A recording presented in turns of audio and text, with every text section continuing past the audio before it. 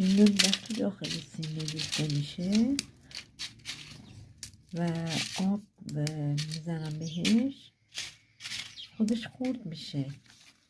لازم نیست دیگه من بیشتر از اون خوردش کنم.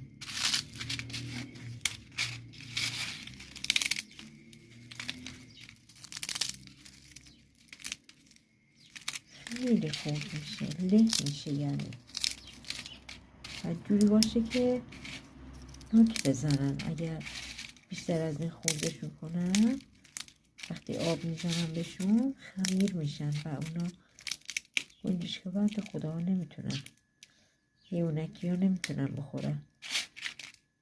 بعد داخل سینه میمونه. امتحان کردم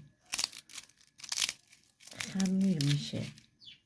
بیشتر از این که خوردشون کنم خمیر میشه. وقتی خمیر بشه نمیتونن حیوانکی ها استفاده کنن. بعد مجبور میشم بریزم بره. ولی اینجوری میتونن که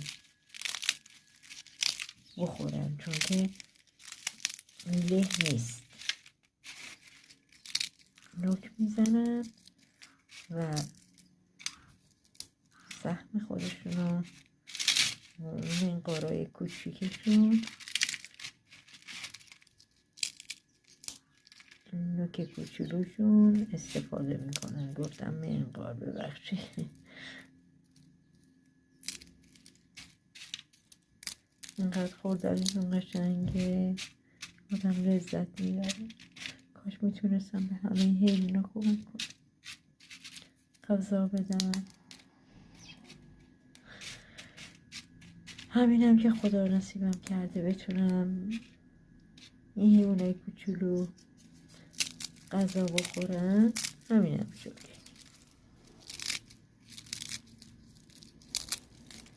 بیا خواهر که گفتی برا گاوا درست میکنی. نه برا گاوا نیست عزیزم، برا گنجشکای کوچیک خونمه.